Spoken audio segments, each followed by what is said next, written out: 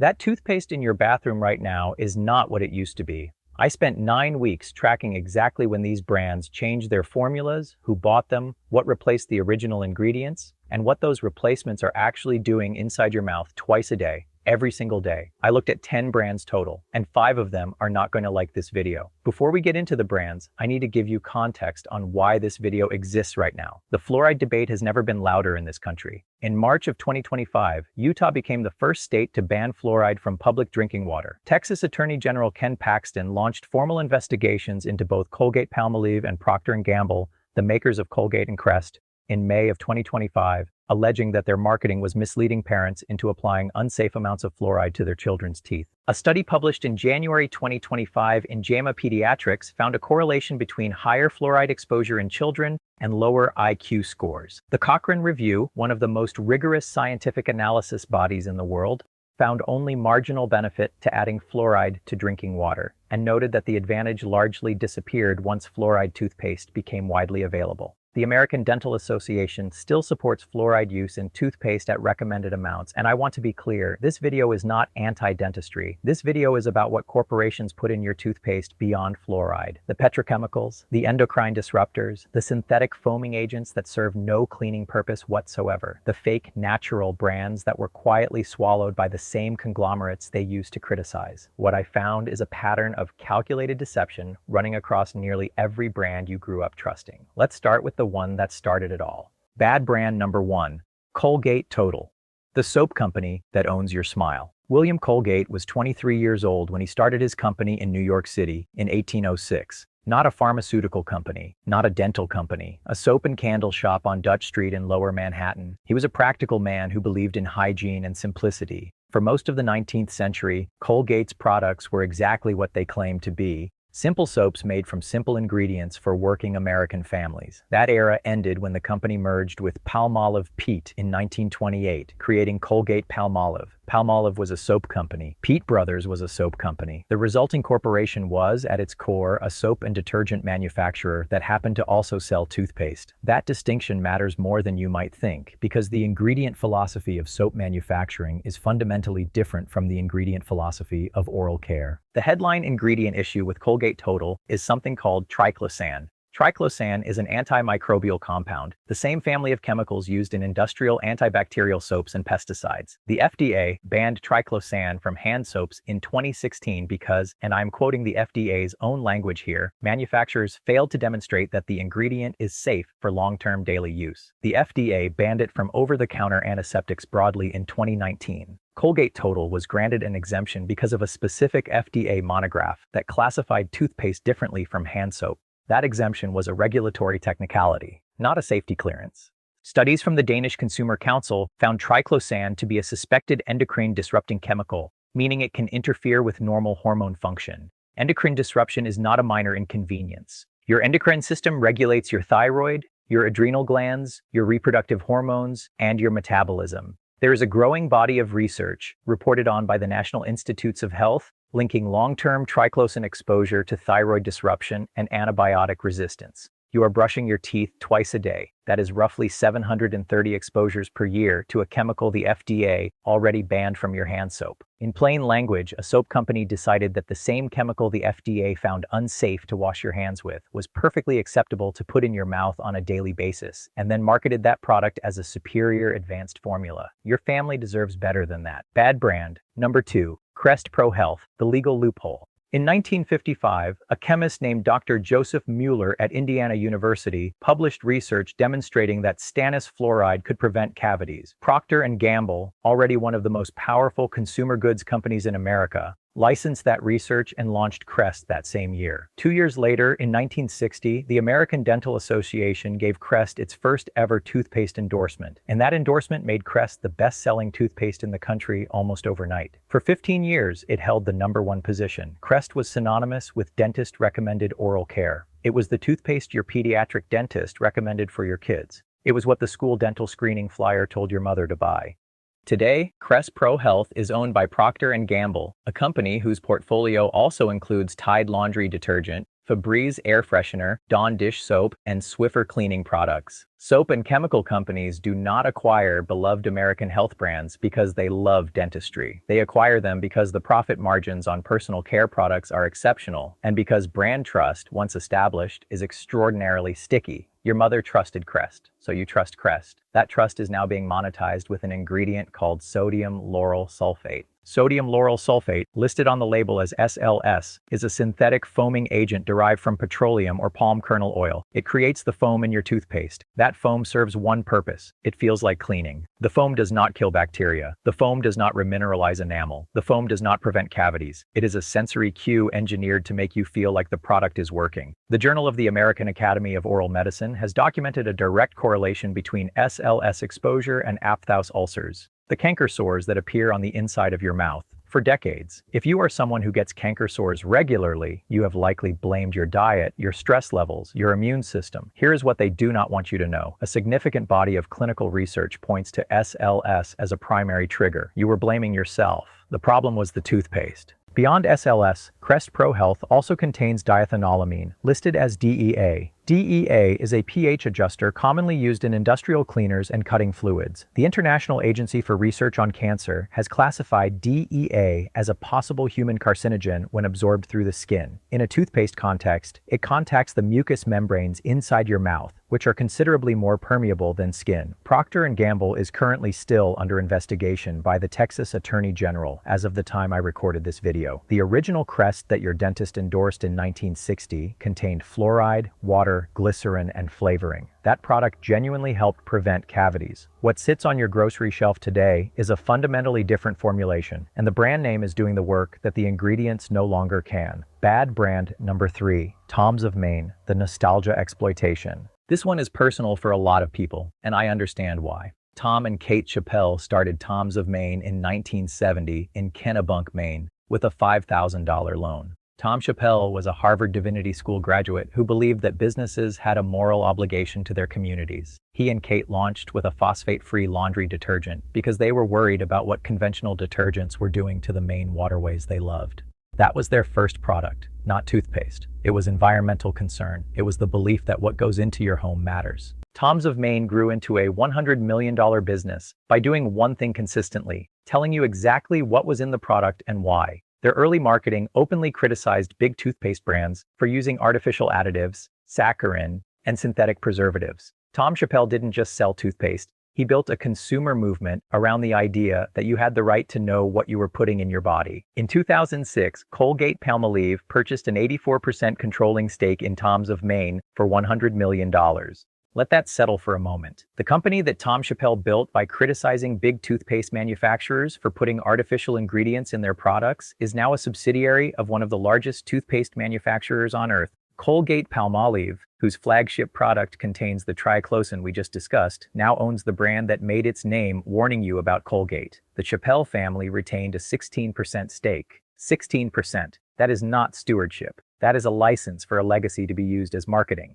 Following the acquisition, Tom's of Maine began expanding into formulations that use carrageenan, a thickening agent derived from red seaweed that sounds natural and is classified by the FDA as generally safe, but which has been linked in multiple peer-reviewed studies to intestinal inflammation at high doses. Several Tom's varieties now also contain sodium lauryl sulfate, the same foaming agent we just covered in Crest. And critically, several Tom's products now contain fluoride, which directly contradicts the brand identity that built this company's consumer base. The people who specifically chose Tom's were doing so because they wanted to avoid exactly what conventional toothpastes contained. When you pick up Tom's of Maine at your grocery store, you are trusting the reputation of two people who built their brand on transparency. What you are actually buying is a Colgate-Palmolive product. In plain language, they are counting on your nostalgia to override your label reading. Bad brand number 4, Sensodyne, the medical authority mirage. Sensodyne was originally developed in the 1960s as a clinical solution for dentinal hypersensitivity, the sharp shooting pain you feel when your teeth hit cold water or something sweet. The formulation was effective. The original Sensodyne contained potassium nitrate, which works by blocking the tubules in exposed dentin and reducing the nerve's ability to fire. That is a real therapeutic mechanism, not marketing language. For decades, Sensodyne was the brand dentists specifically recommended for sensitivity patients, and it earned that recommendation with a track record built under pharmaceutical ownership. For most of its history, Sensodyne was a product of SmithKline Beecham, which became GlaxoSmithKline, a pharmaceutical company. Pharmaceutical origin brands typically maintain stricter ingredient standards because they operate under different regulatory pressure than consumer goods companies. In July 2022, GSK spun off its consumer healthcare division into a separate entity called Haleon. Haleon is not a pharmaceutical company. Haleon is a consumer goods corporation that now owns Sensodyne, Advil, Centrum Vitamins, Theraflu, and Chapstick. Consumer goods corporations do not acquire medical authority brands because they want to preserve clinical integrity. They acquire them because the phrase "dentist recommended" on a package is worth hundreds of millions of dollars in consumer trust. And once you own that trust, the incentive to protect ingredient quality competes directly with the incentive to reduce ingredient costs. Sensodyne Pronamel, their enamel protection line, contains sodium bicarbonate at concentrations that, according to multiple dental publications, are abrasive enough to contribute to enamel erosion with long-term daily use, the very thing the product claims to protect you from. Several Sensodyne formulations also now include titanium dioxide as a whitening agent. Titanium dioxide was classified by the European Food Safety Authority in 2021 as no longer safe for ingestion due to genotoxicity concerns, meaning it may cause DNA damage. The European Union banned it as a food additive in 2022. It remains in personal care products sold in the United States under FDA regulations that have not yet reflected the European findings. Here is the test that proves the abrasiveness concern is real. Take a small amount of Sensodyne Pronamel on your fingertip and rub it between two fingers. Then do the same with plain water. The gritty drag you feel is the relative dentin abrasivity in action. The American Dental Association's own guidance notes that any RDA, relative dentin abrasivity score, above 70 should be used with caution on exposed root surfaces. Your dentist is still recommending Sensodyne based on the clinical reputation it built under a different owner in a different era. The formula has drifted. The recommendation has not caught up. Bad brand number 5, Hello Toothpaste, the great natural pivot. Hello launched in 2013. It was founded by Craig Dubitsky, a product designer and entrepreneur based in New York. He built the brand on a specific promise: friendly ingredients, no artificial sweeteners, no SLS, no dyes, no triclosan. The packaging was bright, approachable, and clearly built for the millennial and Gen X parents who were already reading labels but still wanted something their kids would actually use. Hello grew quickly. It built a reputation as the honest alternative to the big brands, doing, in 2013, what Tom's of Maine had originally done in 1970, before the Colgate acquisition eroded that identity. In January 2020, Colgate-Palmolive acquired Hello. Colgate, the company that already owns Tom's of Maine and sells Colgate Total with triclosan, now also owns the brand that marketed itself as the alternative to Colgate. They own the premium natural lane, they own the nostalgic natural lane, and they own the mainstream conventional lane. 3 different brand identities, 3 different consumer segments, one corporation capturing all of it. The question is not whether Hello's formula changed overnight after the acquisition. It did not. The question is whether a company that operates on the logic of margin optimization will maintain Hello's ingredient standards over time as it integrates the brand into its distribution infrastructure. According to Hello's current ingredient label, several formulations still contain carrageenan, and the fluoride varieties use sodium fluoride at concentrations now under the same regulatory scrutiny affecting the Colgate parent brand. The Texas AG investigation that targeted Colgate and Procter & Gamble did not carve out an exemption for the brands Colgate acquired to look independent. What the trajectory of every natural brand Colgate has acquired tells you, Tom's of Maine, Hello, and their own Smile for Good line, is a consistent pattern. The acquisition announcement promises nothing will change. The packaging stays friendly, the natural language remains, and then quietly, over the following years, the formulations drift toward the parent company's ingredient norms. Your family bought Hello because you believed it was different. The company that owns Crest Pro-Health also owns Hello. That is not an opinion. It is a corporate filing. Good brand number 1, Dr. Bronner's All-One Toothpaste. Dr. Bronner's is a family-owned company. Ralph Bronner, grandson of Emanuel Bronner, the German-Jewish immigrant who founded the company in 1948, serves as president today. They are not a subsidiary of anyone. No private equity, no corporate parent, no acquisition pending. The ingredient list for Dr. Bronner's All-One Peppermint Toothpaste reads: organic glycerin, organic aloe barbadensis leaf juice, hydrated silica, calcium carbonate, xanthan gum, sodium bicarbonate, potassium cocoate made with organic fair-trade coconut oil, organic peppermint oil, organic menthol crystals, organic coconut flour, organic coconut oil, tocopherol, citric acid, organic stevia. 13 ingredients, Every one of them is either a plant derivative, a mineral, or a food-grade compound. No sodium lauryl sulfate, no synthetic foaming agents, no triclosan, no titanium dioxide. The potassium cocoate, derived from coconut oil, provides mild cleansing action without the inflammation risk associated with SLS. Calcium carbonate acts as a gentle polishing agent with an RDA well below the ADA's caution threshold. At roughly $12 to $14 for a 4-ounce tube, you are paying approximately $3 to $3.50 per ounce. That is comparable to Sensodyne Pronamel and less per daily use than Crest Pro-Health's advanced formulas. Spread across 90 days of twice-daily brushing, the cost difference between Dr. Bronner's and a conventional brand is under $5 total. That is less than a single fast food combo meal to remove every synthetic chemical we just discussed from your morning routine. Good brand number 2. Risewell.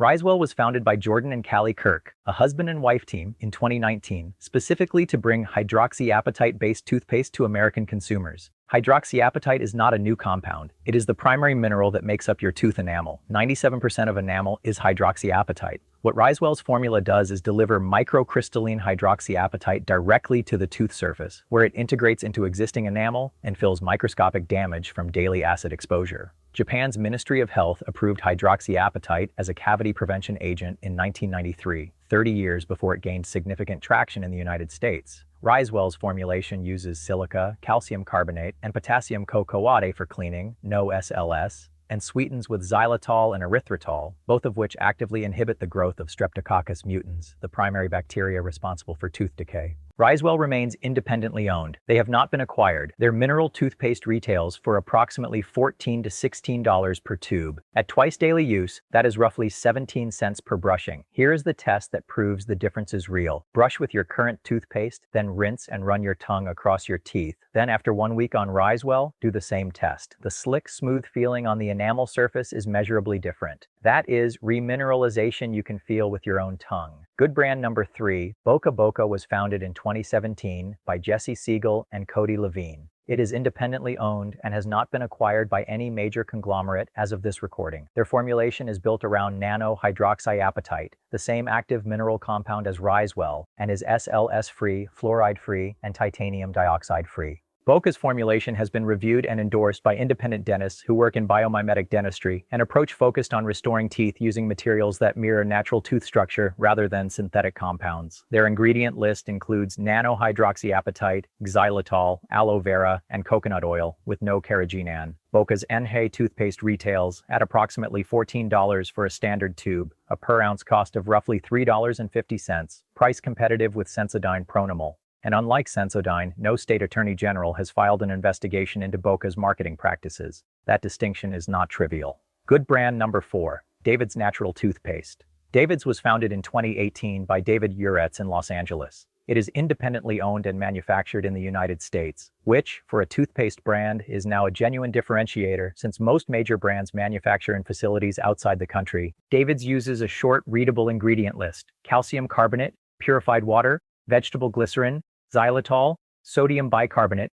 hydrated silica, peppermint oil, sodium cocoyl glutamate, no SLS, no artificial sweeteners, no synthetic dyes, no fluoride. Sodium cocoyl glutamate is the key surfactant here, a coconut-derived foaming agent that is significantly gentler on oral mucosa than sodium lauryl sulfate. The Environmental Working Group scores it a 1 on their toxicity scale of 10. For comparison, SLS scores a 4. David's also packages in a recyclable metal tube. Most conventional toothpaste tubes are a laminated mix of aluminum and plastic that cannot go through standard municipal recycling programs, a fact Colgate's own environmental reports have acknowledged. The retail price runs about $11 to $13. That is 27 to 32 cents per day for a 2-person household. Spread across a full year, you are paying approximately $12 more than a tube of Crest Pro-Health to remove every problematic ingredient we covered in this video from your family's daily routine. $12 a year. That is basic math, not a sacrifice. Good brand number 5, Bite Toothpaste Bits. Bite was founded in 2018 by Lindsay McCormick, a former television producer who started making toothpaste tablets in her kitchen because she could not find a toothpaste that met her ingredient standards. The company remains independently owned and is certified plastic neutral.